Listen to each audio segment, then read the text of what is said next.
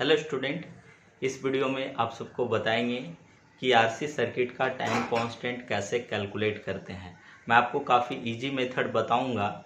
इस मेथड का आप यूज करके किसी भी आरसी सर्किट का टाइम कांस्टेंट आप इजीली कैलकुलेट कर सकते हैं, चाहे उसमें वोल्टेज सोर्स प्रेजेंट हो या करंट सोर्स प्रेजेंट हो। आप इस मेथड का यूज करके आप किसी भी आरसी सर्किट का टाइम कांस्टेंट काफ़ी इजीली फाइंड आउट कर सकते हैं। हमने कुछ सर्किट लिख रखा है पहले से बोर्ड पर, आप देख सकते हैं। ये आपका आरसी सर्किट है, ए भी आरसी सर्किट है, ए भी आरसी सर्किट है, ए भी आरसी सर्किट है।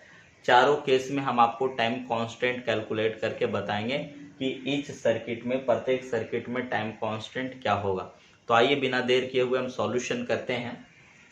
देखो, हम सॉल्यूशन पहले करते हैं। थोड़ा सा मैं मेथड बता देता हूँ कि मेथड आपका क्या है।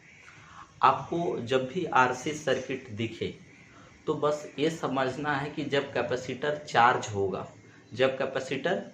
होगा, तब वो किस पाथ के थ्रू डिस्चार्ज होगा। जब सर्किट में वोल्टेज सोर्स अब्सेंट हो जाए, करंट सोर्स अब्सेंट हो जाए, तब कैपेसिटर डिस्चार्ज किसके थ्रू होगा।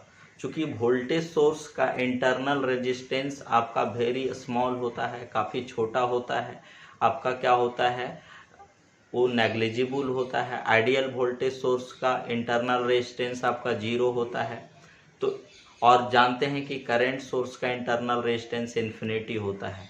तो जब भी वोल्टेज सोर्स, करंट सोर्स दिया रहे तो एक चीज़ समझना है कि वोल्टेज सोर्स, आप थेवेनिन थ्योरम में जानते होंगे कि वोल्टेज सोर्स को हम शॉर्ट सर्किट से रिप्लेस करते थे और करंट सोर्स को ओपन सर्किट से रिप्लेस करते थे। जब हम दो टर्मिनल के अक्रॉस हम आरटीएच फाइंड आउट करते थे। आरटीएच फाइंड आउट करने के लिए ऐसा करते थे। तो वही कॉन्सेप्ट यहाँ भी लगाना है। तो पता करने के लिए कि कैपेसिटर कैसे कैसे डिस्चार्ज होगा, तो अगर वोल्टेज सोर्स प्रेजेंट रहे तो उसको शॉर्ट कर देना है, करंट सोर्स प्रेजेंट रहे तो उसको ओपन कर देना है। क्योंकि वोल्टेज सोर्स का इंटरनल रेजिस्टेंस काफ़ी स्मॉल होता है, नेग्लिजिबल होता है। आइडियल वोल्टेज सोर्स का तो आपका 0 होता है। तो 0 है रेजिस्टेंस, इसका मतलब उसको किससे दिखाओगे, शॉर्ट से दिखाओगे। और आपका क्या है, करंट सोर्स का इंटरनल रेजिस्टेंस इन्फिनिटी होता है, इसलिए आइडियल करंट सोर्स का, इसलिए उसको ओपन से दिखाएंगे। तो ये पता करने के लिए कि कैपेसिटर कैसे कैसे डिस्चार्ज होगा, तो कुछ नहीं करना है, वोल्टेज सोर्स को शॉर्ट कर देना है, करंट सोर्स को ओपन कर देना है। तब देखना है कि कैपेसिटर जब डिस्चार्ज होगा तब करंट का पाथ क्या होगा, वही देखना है। और जब करंट का पाथ पता चल जाएगा तो पता चल जाएगा कि कौन सा रेजिस्टेंस सीरीज में है, कौन पैरेलल में है। क्लियर। तो आइए हम कैलकुलेट करते हैं। पहला सॉल्यूशन इसका करते हैं। अगर देखो, ये यहाँ कैपेसिटर है, 2R है, ये R है। ये मान लो स्विच क्लोज है। स्विच क्लोज किए तो कुछ समय बाद ये कैपेसिटर चार्ज हो गया होगा। तो भाई ये डिस्चार्ज किसके किसके थ्रू होगा, तो कुछ नहीं करना है, जो वोल्टेज सोर्स है उसको शॉर्ट करना है। उसको क्या करना है, शॉर्ट करना है, समझे। तो वोल्टेज सोर्स शॉर्ट करना है, तो देखो तो कैपेसिटर इसी पोलैरिटी से चार्ज होगा, क्योंकि वोल्टेज आपका ये था, तो इसी पोलैरिटी से ही चार्ज होगा। तो जब कैपेसिटर चार्ज हो गया है तो डिस्चार्ज इससे होगा, ऐसे डिस्चार्ज होगा कैपेसिटर आपका। और एक करंट का पाथ इधर होगा, दूसरा करंट का पाथ इधर होगा। इसका मतलब है कि यहाँ आने के बाद करंट बढ़ जा रहा है, एक इधर चला जा रहा है, एक इधर चला जा रहा है, और आ करके यहाँ करंट दोनों मिल रहा है। इसका मतलब ये दोनों रेजिस्टेंस आपका क्या है, पैरेलल में। चूंकि आरसी सर्किट का टाइम कांस्टेंट आप जानते हैं, टाइम कांस्टेंट क्या होता है, टाइम कांस्टेंट होता है टाउ इक्वल टू आरसी होता है। यही होता है ना, आरसी सर्किट का time constant tau equal to क्या होता है, आरसी होता है। तो देखो इधर पहले हमको क्या करना है कि पता करना है कैपेसिटर कैसे डिस्चार्ज होगा। तो हमने वोल्टेज सोर्स को शॉर्ट कर दिया पता करने के लिए कि कैपेसिटर कैसे कैसे डिस्चार्ज होगा।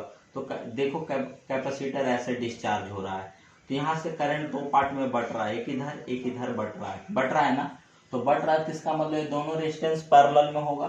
तो आर टोटल कितना हो जाएगा, आर पैरेलल टू आर, नहीं मतलब कितना, आर गुने 2R बटा आर प्लस 2R, ये आर टोटल हो जाएगा। तो आर टोटल कितना हो जाएगा, 2R² बटा 3R होगा। होगा ना, आर से आर कैंसिल, माने आर टोटल कितना हो जाएगा 2r बट्टा माने 2/3r, यही होगा ना। तो हमको इस सर्किट का टोटल रेजिस्टेंस पता हो गया और सर्किट में कैपेसिटेंस कितना है सी है, तो इसलिए टाइम कांस्टेंट टाउ निकाल लो तो कितना हो जाएगा आरसी।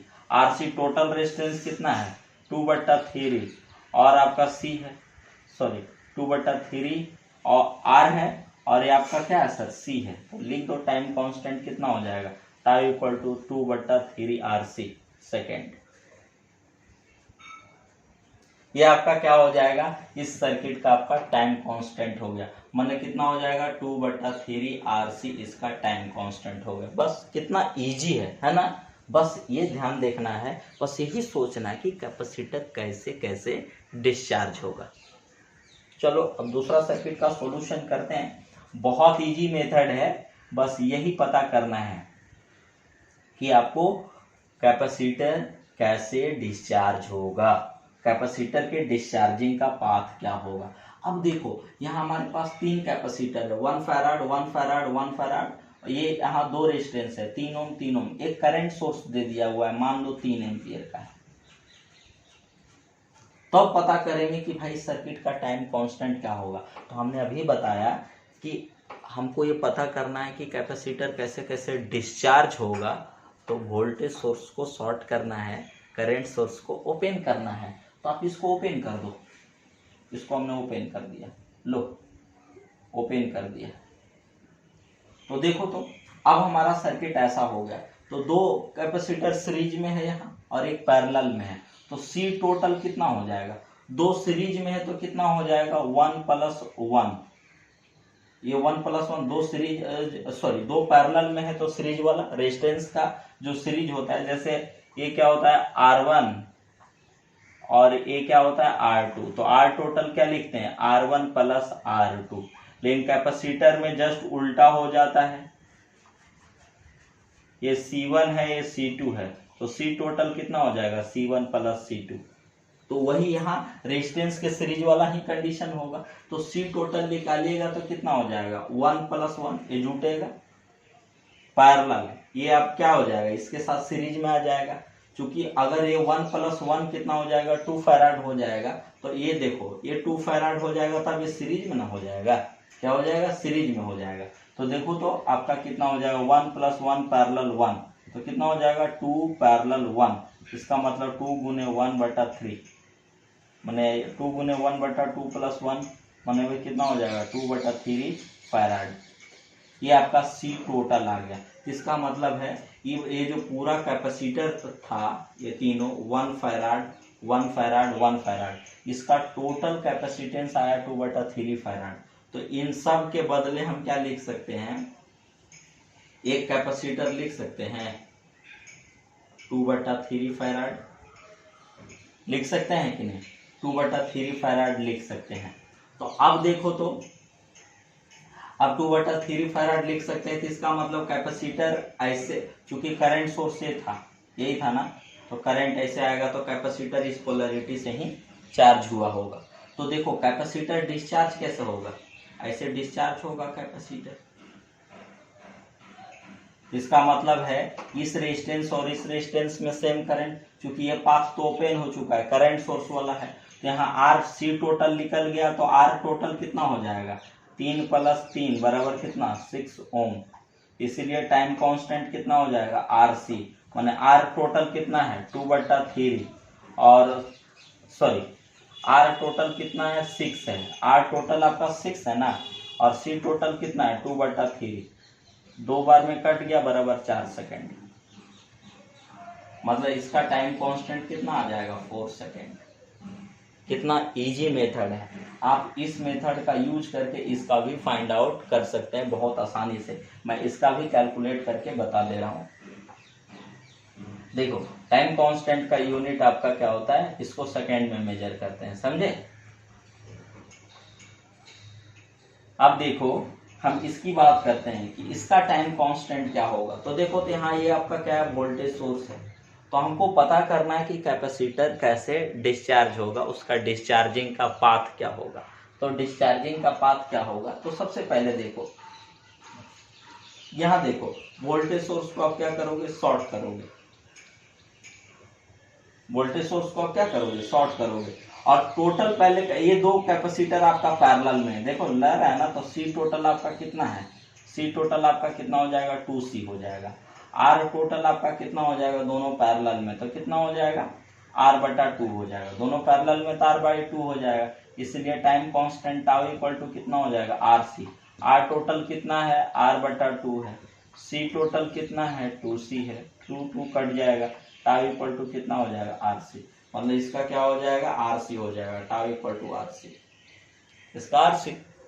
आप इस मेथड से आसानी से कैलकुलेट कर सकते हैं। आपका जो लास्ट प्रॉब्लम है वो पहले देखो।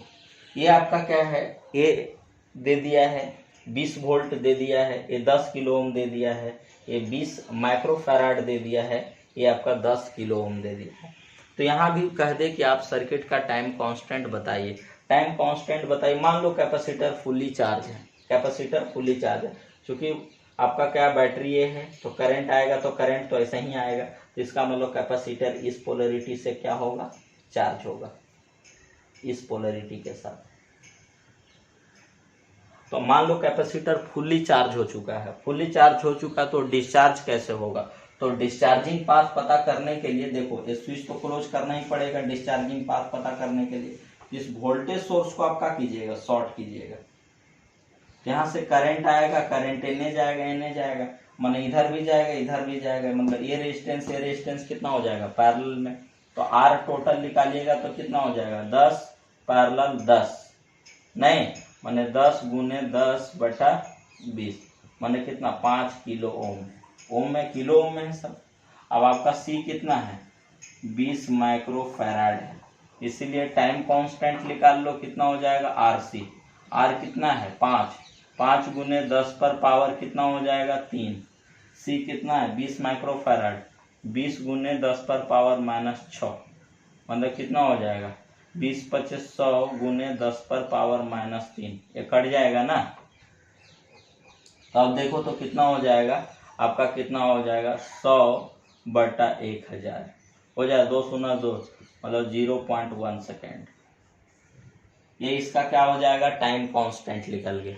तो बस हमें कुछ नहीं करना है, जब भी इस तरह का सर्किट देखे तो आपको यही पता करना है, यही सोचना है कि जब कैपेसिटर फुली चार्ज होगा, और ये भी देख लें कि उसका चार्जिंग पोलरिटी क्या होगा। जब फुली चार्ज हो जाएगा तो फिर वो डिस्चार्ज किस पाथ के थ्रू होगा, कैसे कैसे डिस्चार्ज होगा, तो उसका डिस्चार्जिंग पाथ पता करना है। जब डिस्चार्जिंग पाथ पता कर लीजिएगा तो आपको ये भी पता चल जाएगा कि कौन सा रेजिस्टेंस सीरीज में है, कौन पैरेलल में है, समझे।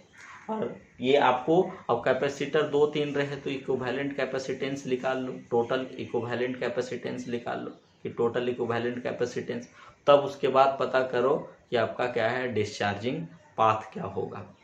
तो आई होप कि आप इस मेथड का यूज करके, मैं यही मेथड यूज करता हूँ और बहुत आसानी से हम किसी भी आरसी सर्किट का टाइम कांस्टेंट फाइंड आउट कर लेते हैं।